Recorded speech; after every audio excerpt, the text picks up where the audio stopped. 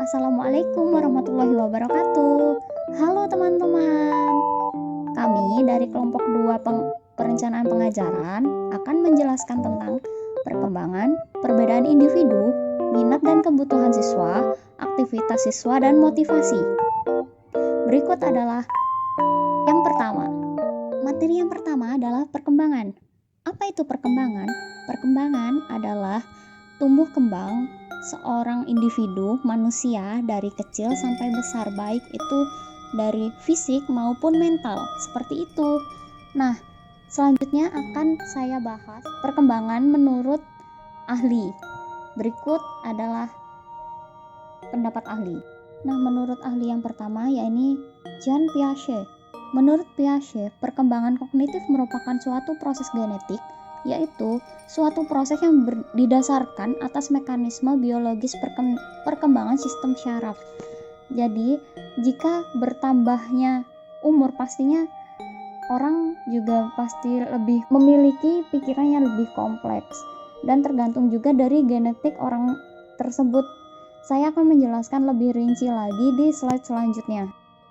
Ada 4 tahapan perkembangan menurut Jean Piaget. Yang pertama itu sensori motor dari umur 0 sampai 2 tahun. Di umur ini, anak masih belum bisa melihat dengan jelas dan mendengar dengan jelas. Mungkin bisa mendengar tapi tidak mengerti karena masih baru lahir. Nah, biasanya anak di umur ini biasanya belajar dengan cara menggenggam dan melempar. Kalau misalkan sudah bisa melempar, biasanya itu menggenggam, seperti itu contohnya. Kedua, ada tahap praoperasional dari umur 2 sampai 7 tahun.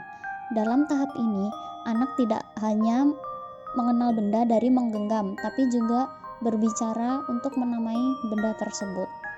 Yang ketiga, ada operasional konkret dari umur 7 sampai 11 tahun. Pada periode ini ditandai oleh adanya tambahan kemampuan yang disebut System of Operation, satuan langkah berpikir, yang bermanfaat untuk mengkoordinasikan pemikiran dan ide dengan peristiwa tertentu ke dalam pemikirannya sendiri. Jadi, misal ada suatu peristiwa, anak akan berpikir untuk menemukan jalan keluar ataupun mengapa kejadian tersebut terjadi, tapi kemampuan ini masih memiliki keterbatasan.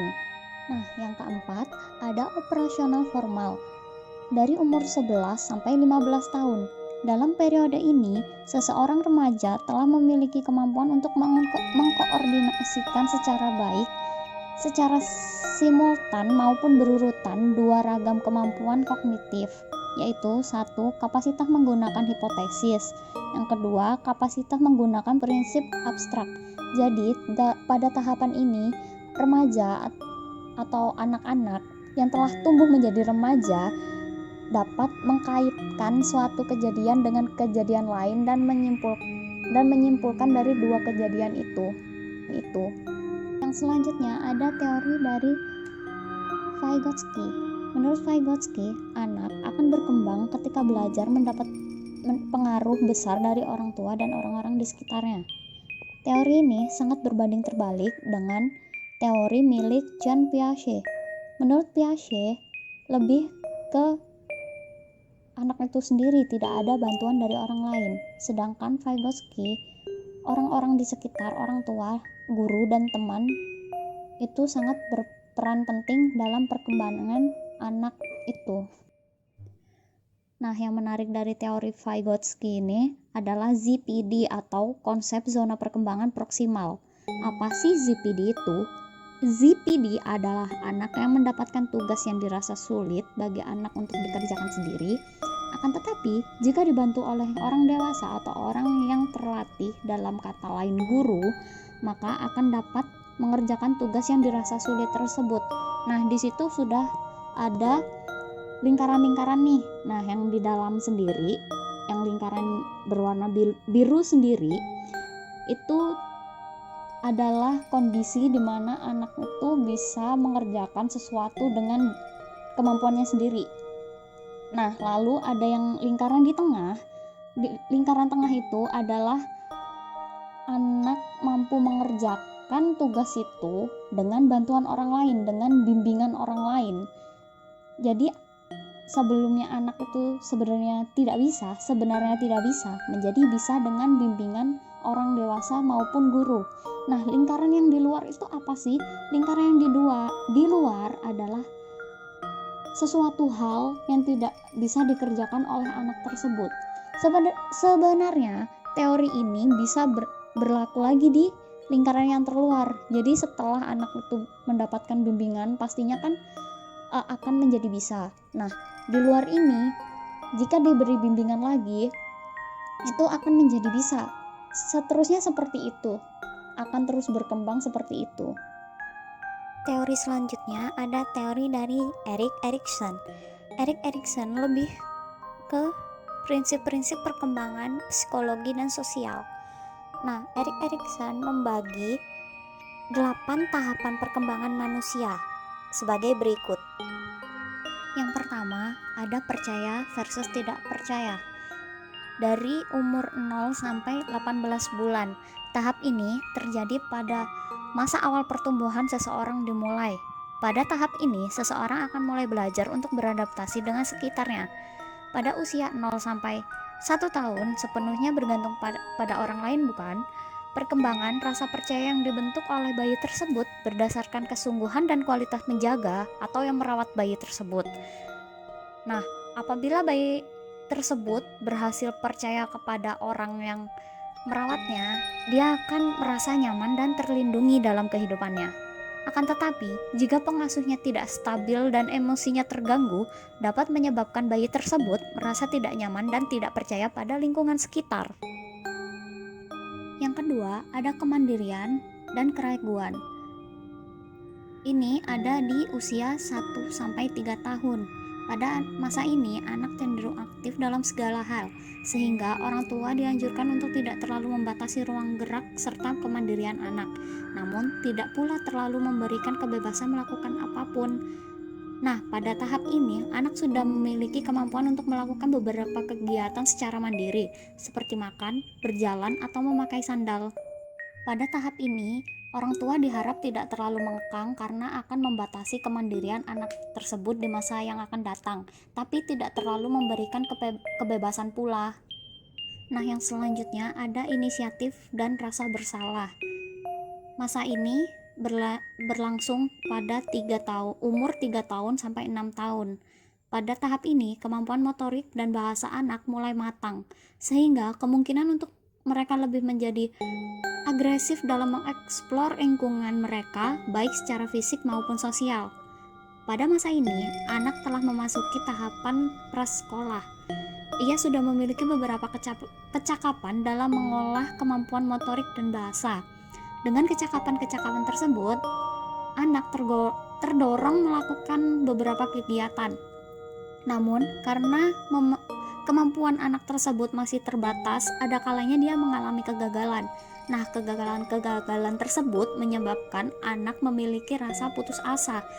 Peranan orang tua untuk membimbing dan memotivasi sangat dibutuhkan ketika anak mengalami kegagalan. Hal ini dimaksudkan agar anak dapat melewati tahap ini dengan baik. Yang selanjutnya ada ketekunan versus rasa rendah diri. Umur 6-12 tahun. Pada tahap ini, anak sudah memasuki usia sekolah. Kemampuan akademiknya mulai berkembang. Selain itu, kemampuan sosial anak untuk berinteraksi di luar anggota keluarga juga mulai berkembang. Anak akan belajar berinteraksi dengan teman-teman maupun dengan gurunya. Hal ini akan menyebabkan dirinya membandingkan dirinya sendiri dengan orang lain dan menimbulkan rasa rendah diri. Nah, sebagai seorang guru, hendaknya dapat memberikan motivasi pada anak-anak yang belum berhasil dalam mencapai entah itu prestasi ataupun kegagalan yang telah dia alami, agar mereka tidak memiliki sifat yang rendah diri. Nah, yang kelima, ada identitas dan kekacauan identitas. Umur 12-18 tahun. Pada tahap ini, anak memasuki usia remaja dan mulai mencari jati dirinya. Pastinya pada rentang umur ini anak akan bertanya-tanya, siapa sih aku? Sebenarnya apa sih keahlianku? Biasanya mereka akan melaluinya dengan teman-teman yang mempunyai kesamaan komitmen dalam sebuah kelompok. Hubungan mereka dalam kelompok tersebut sangatlah erat, sehingga mereka memiliki solidaritas yang sangat tinggi terhadap teman-teman kelompok tersebut. Yang keenam, ada keintiman dan isolasi. Kurang lebih dari umur 18 tahun sampai 40 tahun. Pada tahap ini, seseorang sudah mengetahui jati diri mereka dan akan menjadi apa mereka nantinya. Jika pada masa sebelumnya, individu memiliki ikatan yang kuat dengan kelompok sebaya, namun pada masa ini, ikatan kelompok sudah mulai longgar. Pada fase ini, seseorang sudah memiliki komitmen untuk menjalin suatu hubungan dengan orang lain. Dia sudah mulai selektif untuk membina hubungan yang intim dengan orang-orang tertentu yang sepaham. Namun, jika dia mengalami kegagalan, maka akan muncul rasa terasingkan dan jarak dalam berinteraksi dengan orang lain. Yang ketujuh, ada generativitas dan stagnan. Kurang lebih dari umur 40 tahun sampai 65 tahun.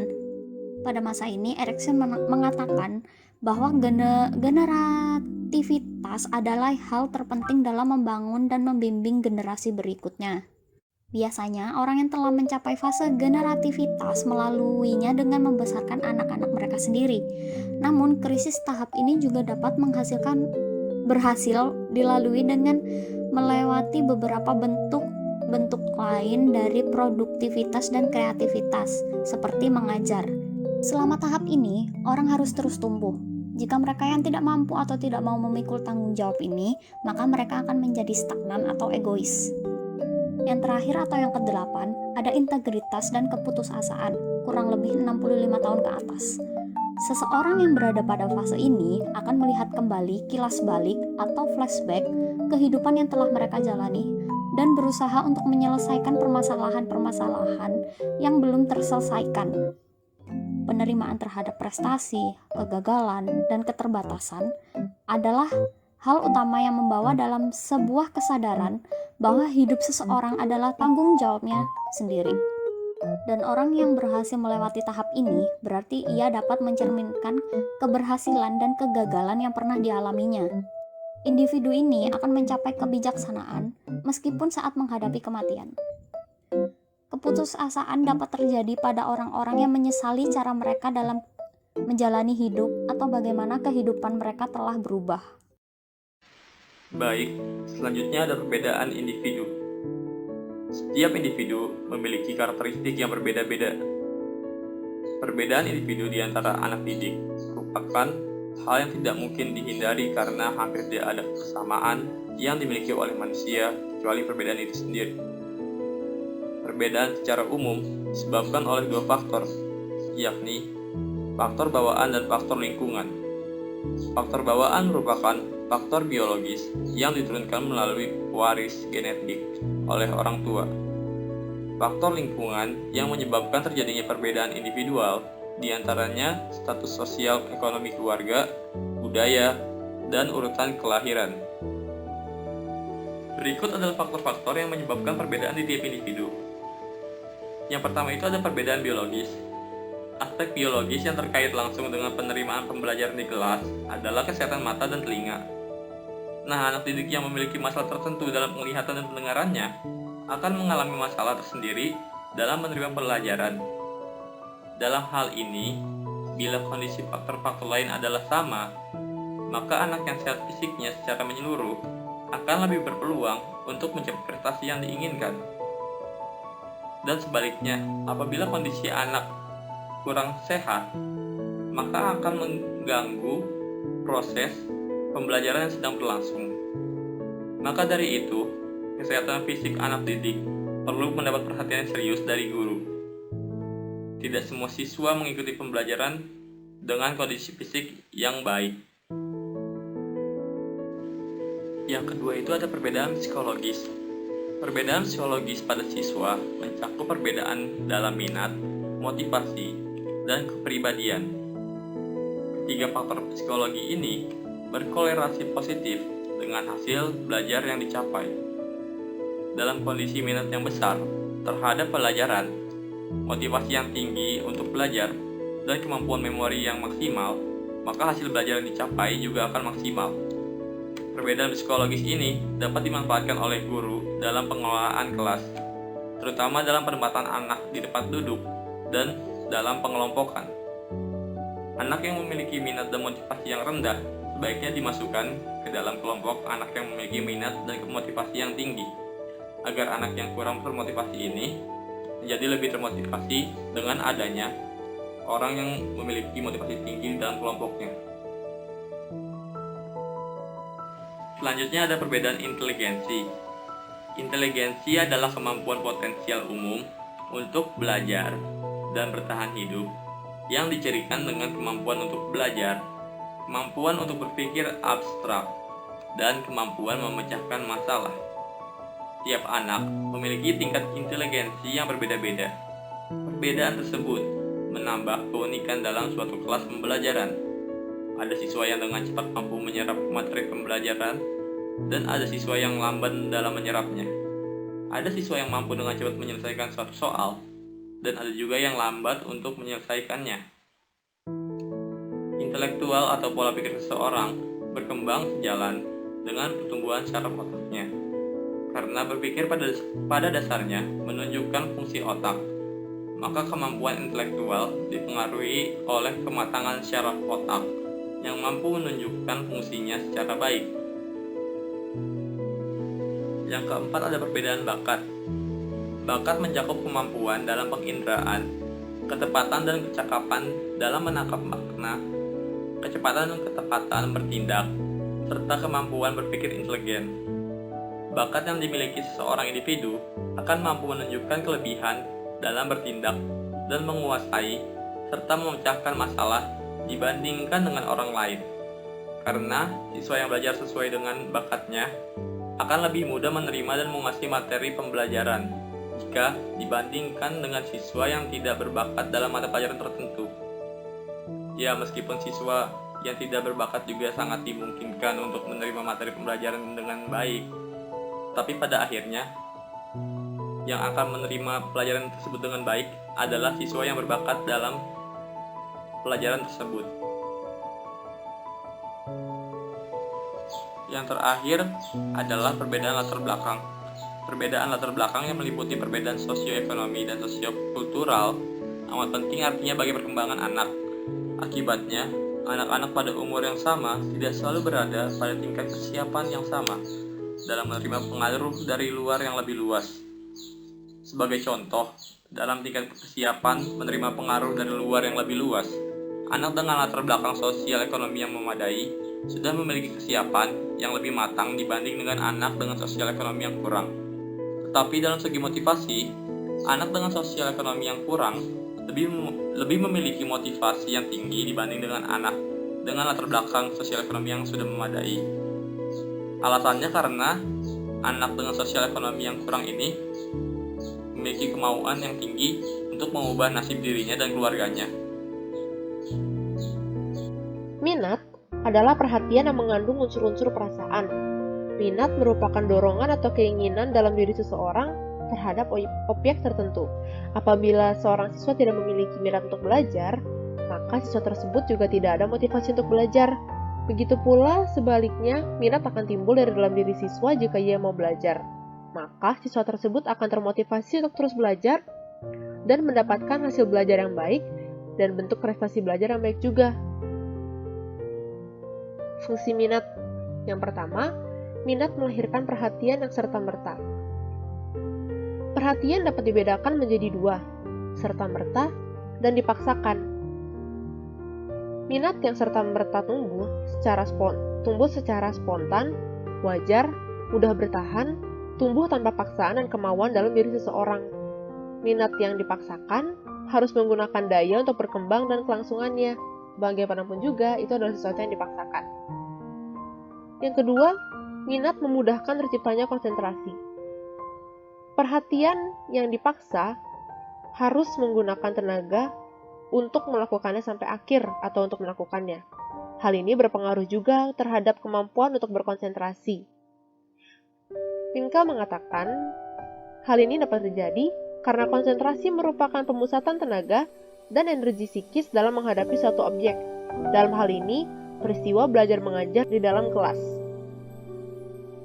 Yang ketiga, minat mencegah gangguan perhatian dari luar. seseorang akan mudah terganggu perhatiannya atau sering mengalami pengalihan perhatian dari pelajaran terhadap suatu hal yang lain jikalau minat studinya itu kecil. Hal ini terjadi karena gangguan-gangguan perhatian seringkali disebabkan oleh sikap batin daripada sesuatu yang terjadi dari luar. Kemudian, minat memperkuat melekatnya bahan pelajaran dalam ingat. Kita pun pernah mengalaminya. Kadang lebih mudah bagi kita untuk mengingat karakter yang terdapat dalam drama atau kartun daripada karakter yang terdapat pada buku sejarah. Lirik lagu dalam berbagai bahasa pun dapat dihafal daripada teks pendek dalam bahasa Jepang apabila minat kita terhadap lagu tersebut lebih besar. Kemudian, minat memperkecil kebosanan belajar dalam diri sendiri. Segala sesuatu yang menjemukan, membosankan, sepele dan terus-menerus berlangsung secara otomatis tidak akan bisa memikat perhatian. Kejemuan melakukan sesuatu atau terhadap sesuatu hal juga lebih banyak berasal dari dalam diri seseorang daripada bersumber daripada hal-hal di luar dirinya. Lalu apa hubungannya dengan minat? Seperti rasa jemu yang lebih banyak berasal dari diri sendiri, dengan adanya minat dan menyambungkan poin-poin di atas, yakni perhatian, konsentrasi, yang hanya dapat diperoleh dengan maksimal apabila berasal dari diri sendiri, maka rasa jemu dapat diatasi. Faktor-faktor yang mendorong minat belajar. Yang pertama tentu saja minat. Yang kedua, belajar. Kadang bila kita belum mengetahui sesuatu, rasanya malas untuk mendalami dan mencari tahu lebih banyak mengenai hal tersebut. Namun, tentu saja teman-teman juga pernah merasakan saat dimana kita telah mengetahui sesuatu, secara tidak sadar kita ingin mencari lebih banyak tentang hal tersebut. Misalkan saja gosip atau pemeran drama yang tampan atau cantik. Hal ini berlaku juga dalam pembelajaran.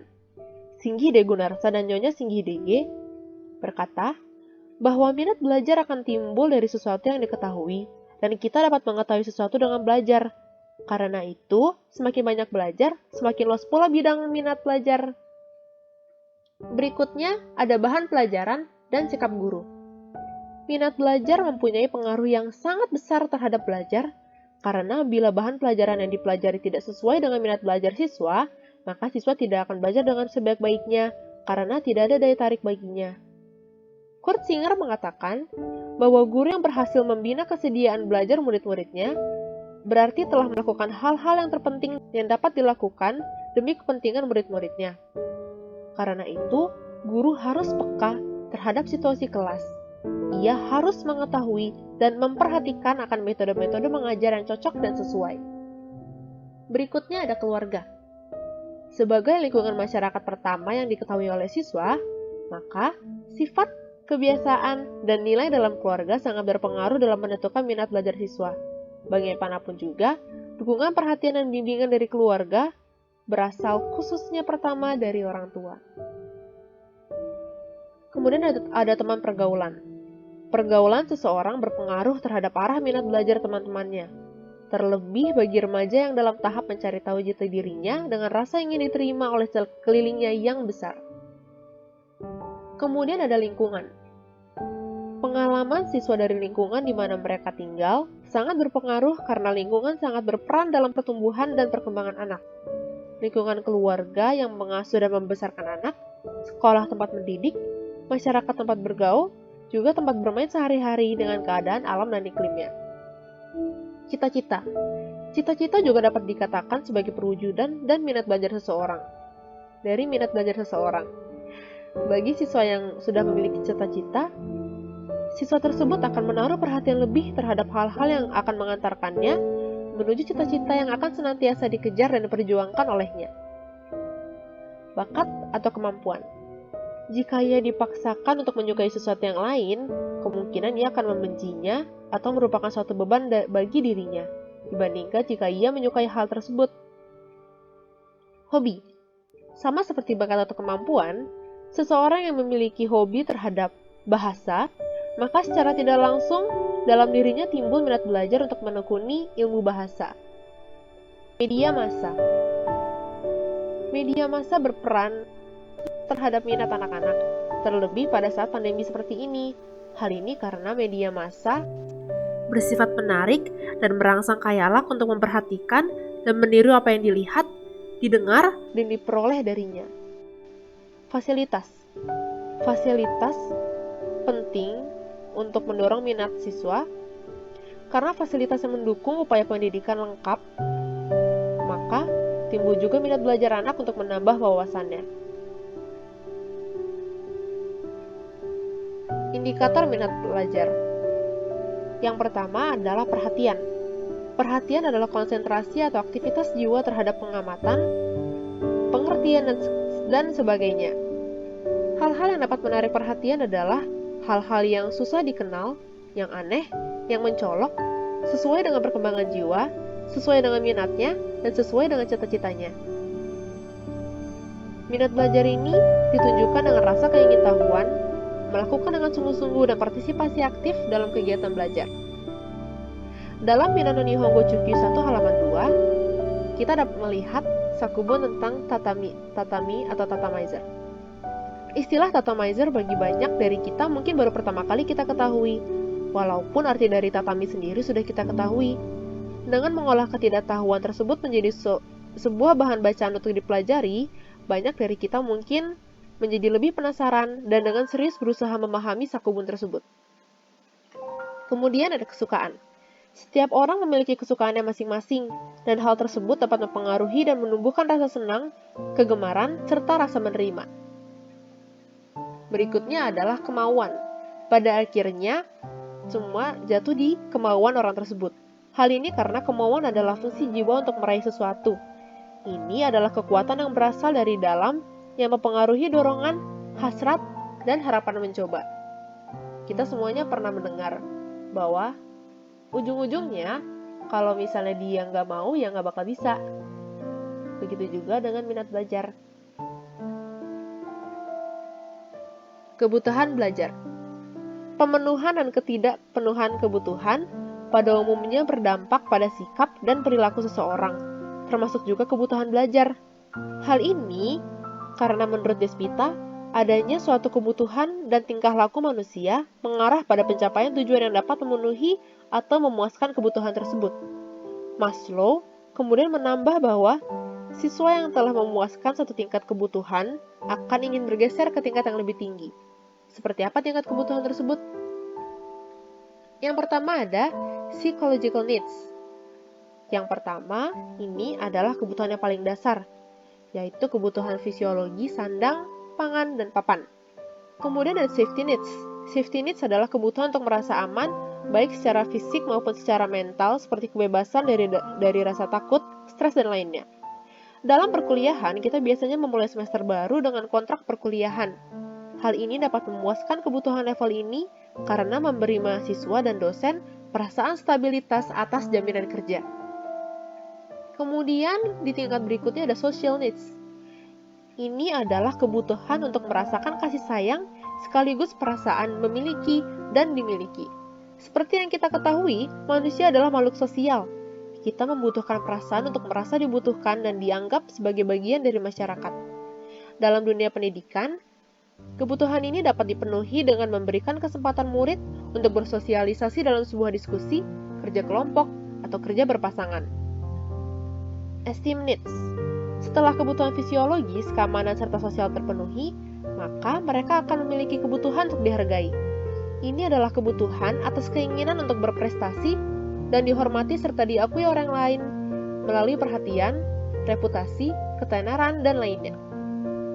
Realisasi dalam pendidikan adalah mengakui hasil kerja atau pencapaian siswa tersebut serta pujian atas hasil kerja atau pencapaian tersebut.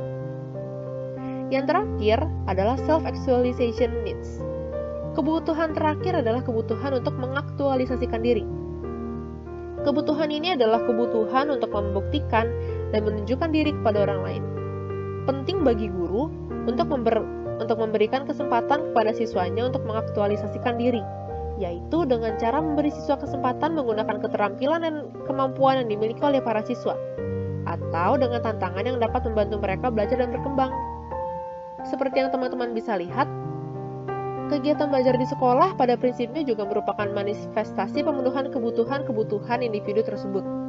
Oleh sebab itu, seorang guru pun perlu mengenal dan memahami jenis dan tingkat kebutuhan peserta didiknya dengan memberikan pelajaran setepat mungkin sesuai dengan kebutuhan mereka.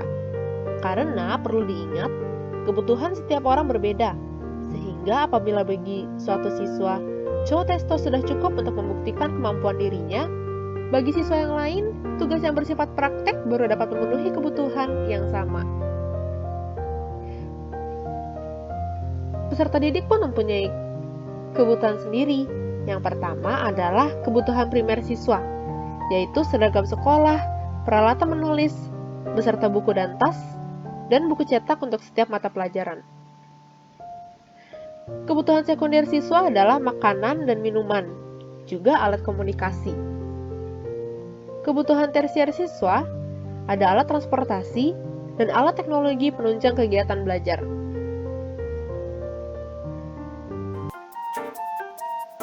Sugi wa chotto nagai desu kara, chotto kyūkei shimashou.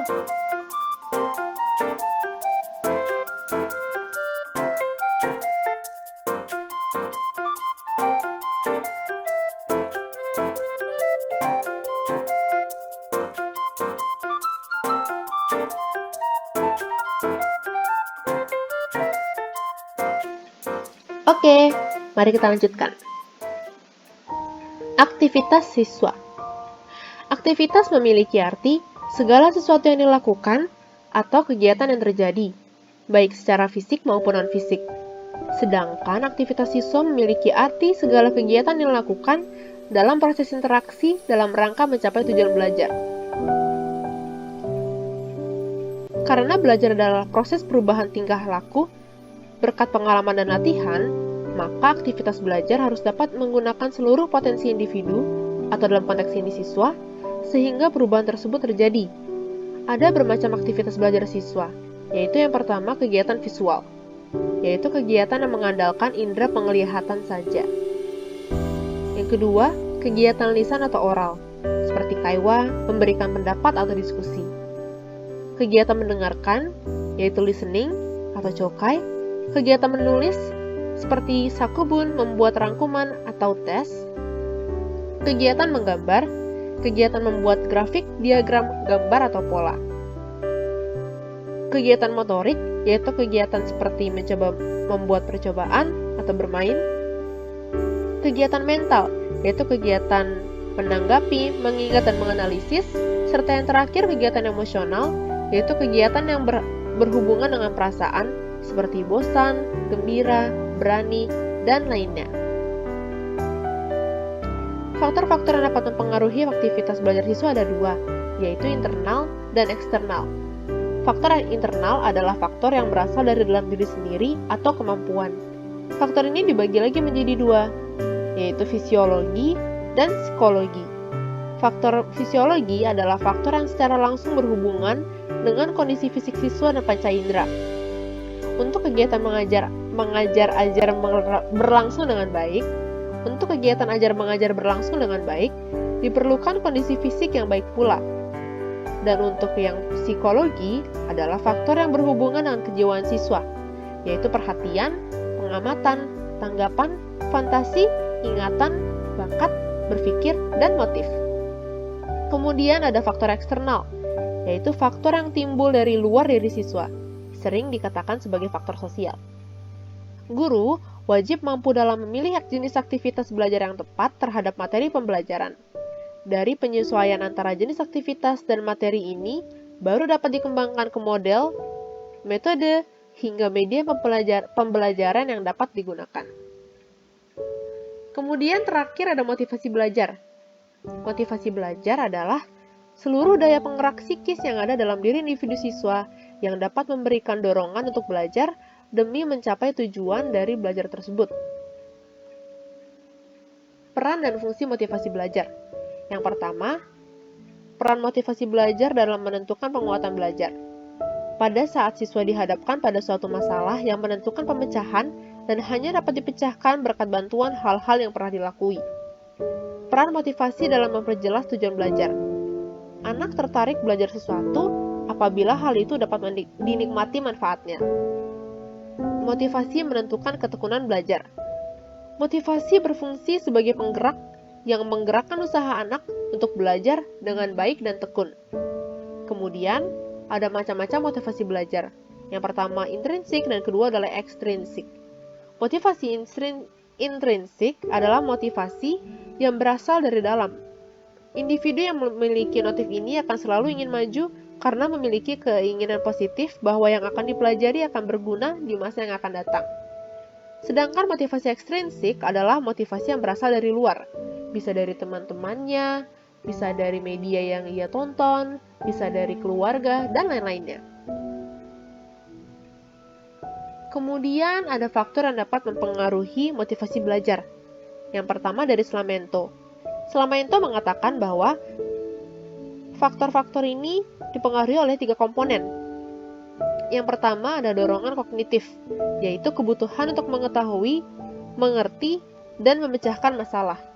Yang kedua ada harga diri, karena ada beberapa siswa yang tekun belajar dan mengerjakan tugas semata-mata untuk memperoleh status dan harga diri. Tentu saja ini bukanlah hal yang buruk. Yang ketiga ada kebutuhan berafiliasi, yaitu kebutuhan yang sulit dipisah dengan harga diri karena penguasaan bahan pelajaran terjadi karena keinginan adanya pembenaran dari orang lain.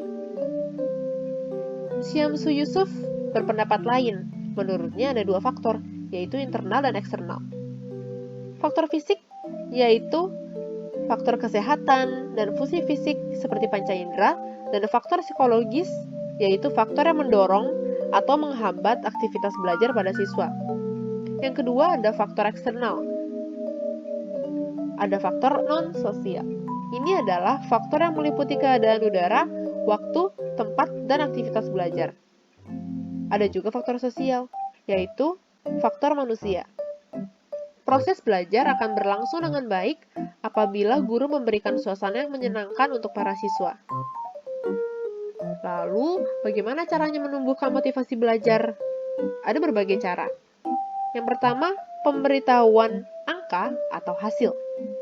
Selain untuk mengetahui hasil pekerjaannya, nilai yang tinggi ataupun rendah dapat dijadikan motivasi bagi siswa tersebut untuk mempertahankan atau melakukan hal yang dapat membantunya mendapat nilai yang lebih tinggi. Kemudian ada saingan atau kompetisi. Persaingan yang sehat akan memotivasi pihak yang terlibat di dalamnya untuk berusaha melakukan dan mendapatkan prestasi lebih dari apa yang, dalam kata kutip, lawannya dapat raih. Sebaliknya, persaingan yang tidak baik akan berujung pada perkelahian dan putusnya tali persahabatan. Ego involvement. Ego, seperti yang sudah dijelaskan sebelumnya, adalah salah satu bentuk motivasi yang dapat membuat siswa berusaha sebaik mungkin karena hasil yang baik adalah simbol kebanggaan atau harga diri. Kemudian ada memberi ulangan. Walaupun bagi kita mahasiswa ini adalah hal yang mengesalkan, tapi tidak jarang siswa akan lebih giat belajar apabila mengetahui akan adanya ulangan. Namun, guru tidak boleh terlalu sering memberikan ulangan karena dapat membuat siswa merasa bosan. Ulangan pun sebaiknya tidak diadakan secara mendadak karena dapat berpotensi menurunkan motivasi siswa yang panik atau belum mempersiapkan diri untuk melakukan their best saat ulangan tersebut. Kemudian ada hadiah. Hal ini dapat berupa sesuatu yang bersifat fisik seperti pemberian hadiah kecil atau dibolehkan untuk pulang terlebih dahulu. Bisa juga bersifat pujian. Pemberian hadiah dapat memberikan rasa senang dan puas sehingga membuat siswa termotivasi untuk mempertahankan atau melakukan yang lebih baik. Yang terakhir ada hukuman. Hukuman harus dilakukan secara tepat dan bijak dengan prinsip bahwa hukuman harus berlaku sebagai motivasi siswa agar tidak mengulangi hal yang sudah dilakukannya. Oke, sekian presentasi dari kelompok kami. Bila ada yang ingin bertanya, silakan bertanya di tempat yang telah disediakan. Sekian, terima kasih.